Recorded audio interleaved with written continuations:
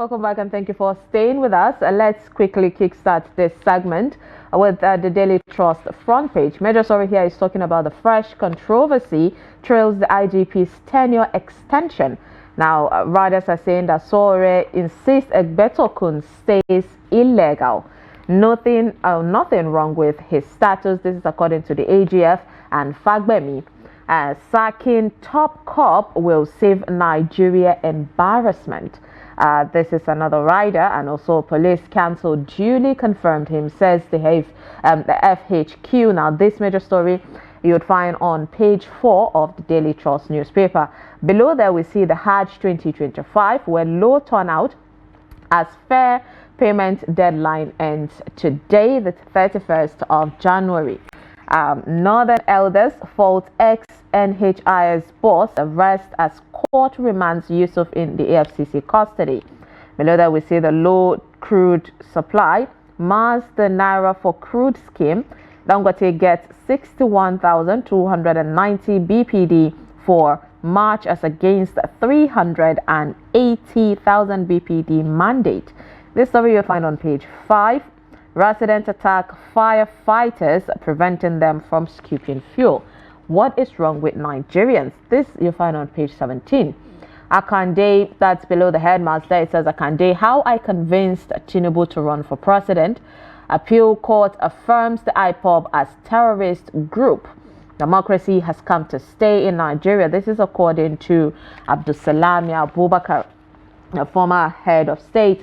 Now, these are some of the stories that you'd find on the Daily Trust newspaper this morning. Now, moving on to The Guardian, where major stories talking about the Mission 300 by 2030 optimism as West African cities get about $50 billion lifeline and fresh bid for electricity.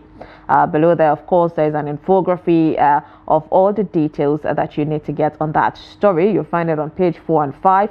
17 contractors receive 2.4 billion naira and failed to execute the project, report reveals. The pictorial of the Minister of Works, which is Dave Umahi on that one.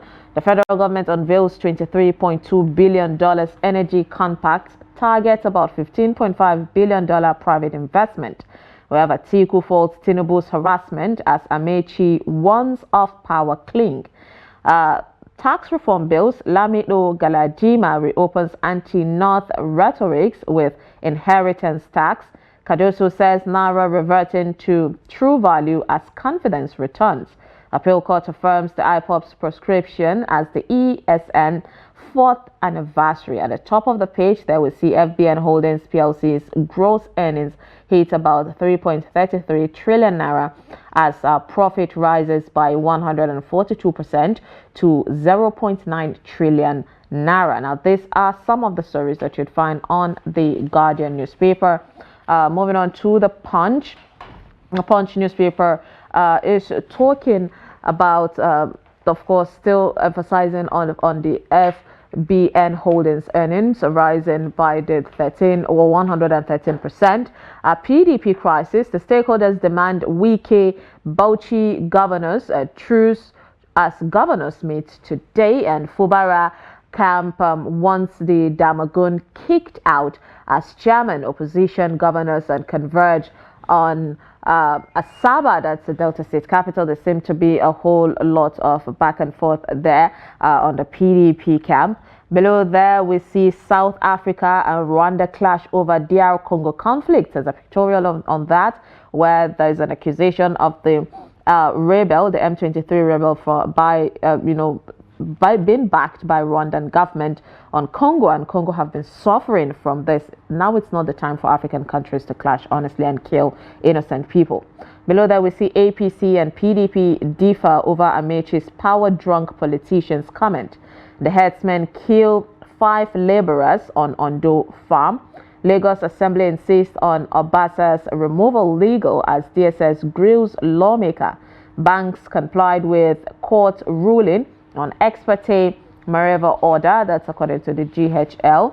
Top of the page there, we see domestic shortfall. NNPC and marketers import about 633 million liters of fuel and 67 dead as the plane and helicopter collide mid-air in US. A very sad situation for that. Now, coming back to the studio, of course, joining us to do justice to these front pages, we have Madam Nuruddin Abdallah. He is the editor of 21st Century Chronicle. Always a pleasure having you. Good morning. Good morning. Thank you.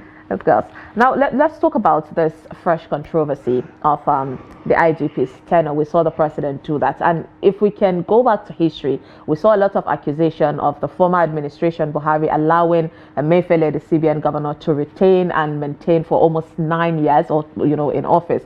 What is your take on this and how the federal government or the court is, still on the case of Sowore, insisting on Egbetokun's stay as illegal? Okay, I think my understanding of the whole drama is this. The case of the police chief is not, it's moral rather than legal, and particularly with the intervention of the Attorney General of the Federation. The Police Act, upon which the IG got his mandate, appointment out of here, has been amended. So using that law, I'm not a lawyer here, but using that law to extend the tenure of the incumbent IG, it can be illegal, maybe until determined by a competent court of law. So I think the whole thing is moral. Why are you insisting on extending? During Buhari, we had extensions of 3 months, 6 months maximum. But this one, 4 years. Yeah, you can say Buhari started it, particularly with the service chiefs. But no police of IG has ever gotten 4-year extension, as far as I know. Yeah, the service chiefs, the Borate, Sadiq, people, they got an extension that temper with the hierarchy in the military. So the problem with this extension is this, the IG's extension is this. It will temper with the hierarchy, actually. Just like this, imagine you do this in the judiciary.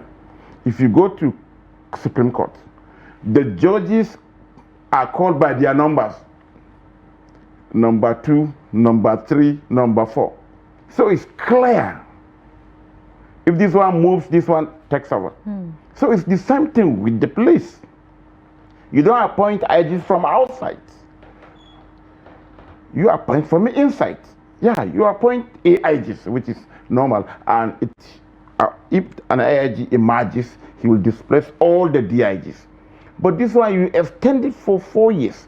So it's a moral thing rather than a legal thing, because it is backed by a law until determined otherwise by a competent court of law.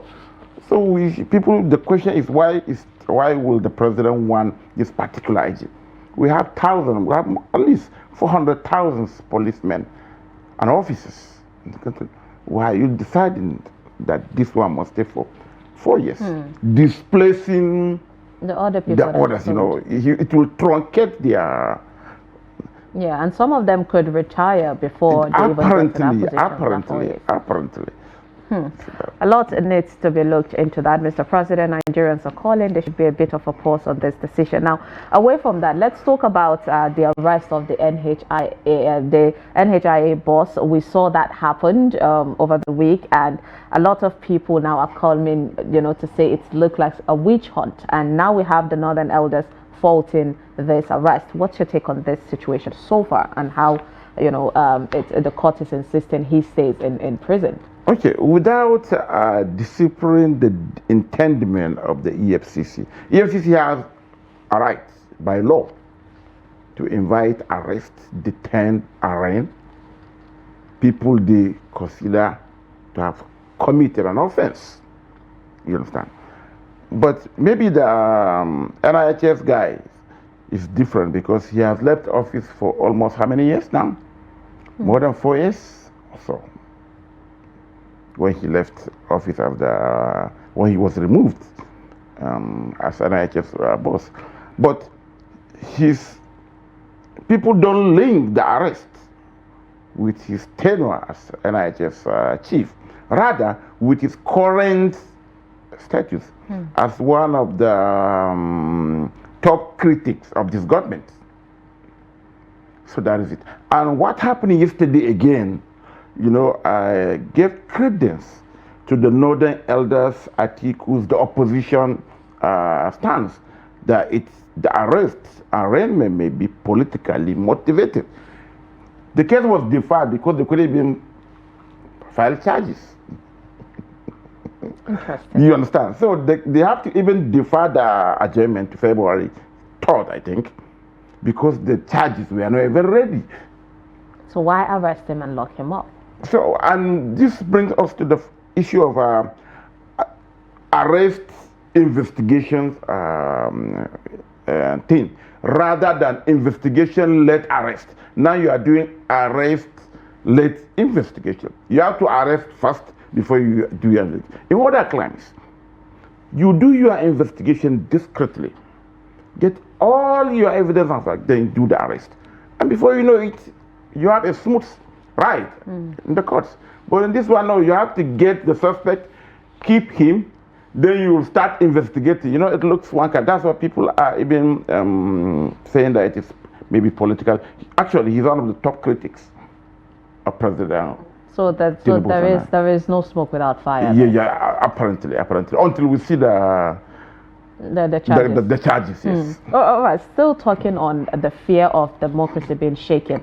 We've seen how there was a comment of one party alone buying out other parties, and there is that fear, which even led former head of state to mention that democracy has come to stay in Nigeria now. Nigerians need that affirmation on that one. But in all of that, we saw another politician, Rotimi Amechi, coming out to make a very robust allegation, which even Nigerians are agreeing with him, but at the same time chastising him, saying you were part of the system. It's now that you're not part of it that you're pointing out the blame. With all of this, would you say that 2024 is not going to be chaotic and joining with the PDP's crisis?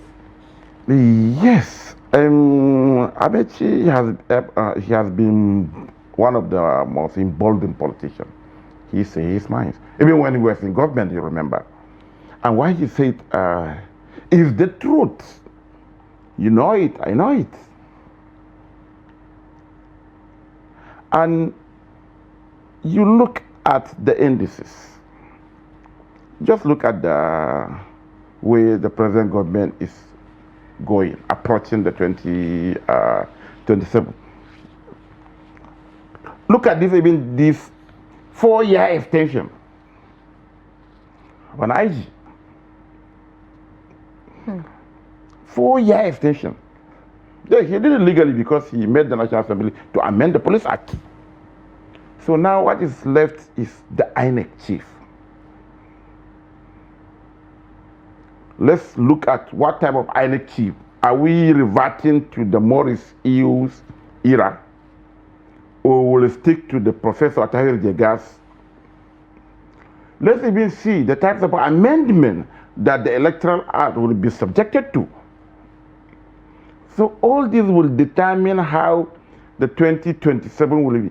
The President Tinubu, I don't know. He has all right to make himself available for Nigerians to choose. So it is left for the opposition to put its house in order. If you, from 1999 to that, you can't defeat a sitting government going as long as. For Jonathan, as inexperienced as he was compared to Tinubu now, some governors, about 5 or 4, a former presidential vice president had to leave the PDP, join the APC, ACN, some faction of Abga, to send Jonathan away. But if Atiku, Obi, El-Rufai, Kwankwaso are going as long rangers, they are going nowhere. If you have to galvanize support from APC to send away Jonathan, so you can imagine what you will do to wrestle power out of Tinubu and experience all the things that they know, they think they know. He equally knows he has the incumbency advantage to him. So these are the issues. So now Nigeria should pay attention to a bit of twitch and turn on, laws and constitution and passing like of the IG thing. just like the IG thing happened. It's a great ways of that. But quickly before we go, let's talk about this low crude supply that has masked Naira for crude scheme. We saw how Nigerian government had promised to sell crude to Naira to Dangote, but then right now they're really low on it, not even up to 100,000 BPD compared to the promise of 300,000. And Dangote at some point was really vocal about it, but he went a bit quiet, and Nigerians are asking, did you dance to the tune of the government? Because there seemed to be a lack of transparency in the oil sector. What's your take on that one, quickly? I think when that law was made, I think it was done based on, as a result of the pressure.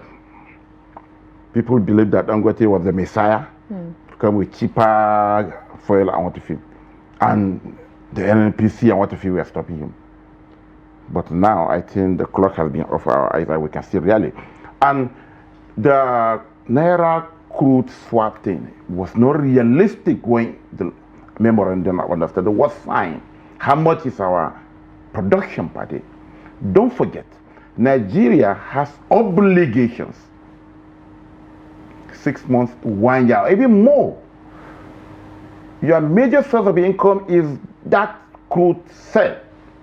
So when you see you will get that substantial amount to local refiners without getting much, from day one I know. So it wasn't possible. Feasible is value. We need money. So you have to sell the crude, and already you have collected some of the monies. You have to service those buyers. You understand?